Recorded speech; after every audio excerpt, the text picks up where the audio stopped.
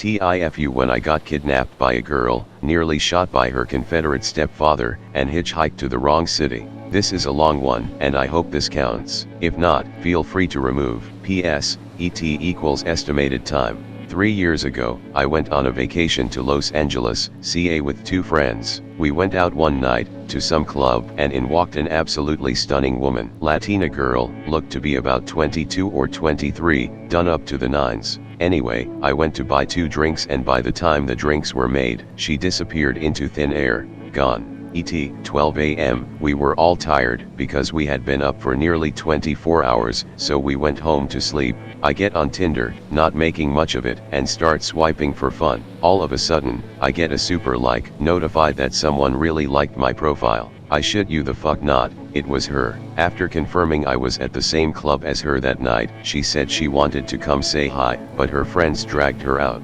She asks me if I wanted to hang out, and I say sure, but that I'm not from the area. She picks me up in her BMW M5 2017, this was in 2017, and we head to the mountains. ET, 3 a.m, we're just chilling and I'm visibly exhausted, so I don't even try to make a move, and I'm like, yeah, I should probably head home. She says, why not come over to my place? Me being the horny fuck I am, I say okay. On the way to her house, I fell asleep for 2 hours. I woke up and thought, wait, we're still driving? I asked where she lived and she said San Francisco. She was driving me 8 hours away from my friends. Again, being the horny fuck I am, I go back to sleep. ET, 11 a.m, I wake up to the smell of fire and see smoke coming out of the side of the car. Her run flat tire exploded and was just smoking. We pulled over on the highway, had sex in her back seat, and then called a tow.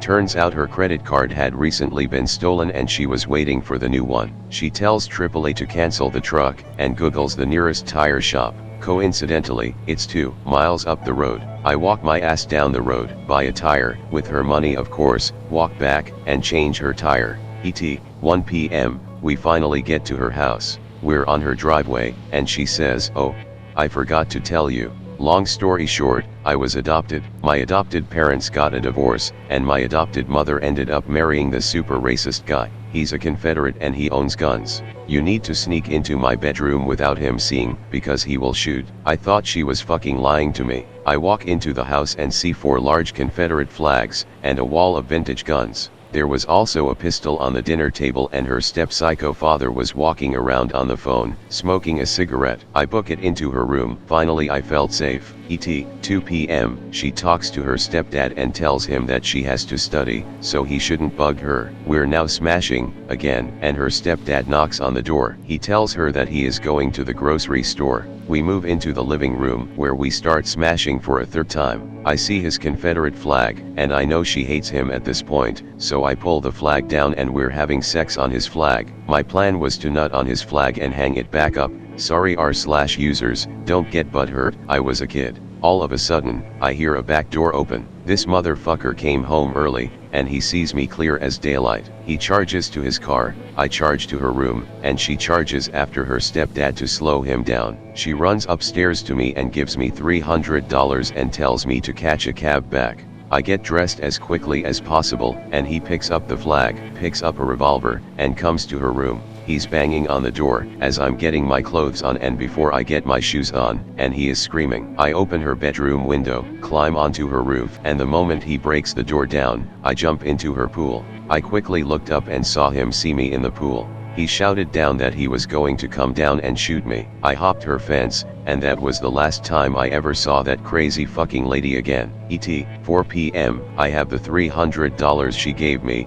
but keep in mind, I just jumped into a pool. My cell phone is dead, and likely damaged, and I'm looking for a cab. I'm fucking soaking wet. The money is soaking wet. Oh, also, I don't even know the fucking address of the place my friends are staying, and by this point, they've definitely called the police trying to find me. I stick my thumb out on the highway, and a van pulls over with some frat guys in it. I tell them what happened, and they say, dude, sleep in the back and we're literally headed that way right now. We'll take you right to your friends. ET, 1 a.m, I wake up, the van stopped. Where the hell am I? Why the hell did I get into another car with a stranger for 8+ hours? I look out of the window of the trunk, and my heart drops.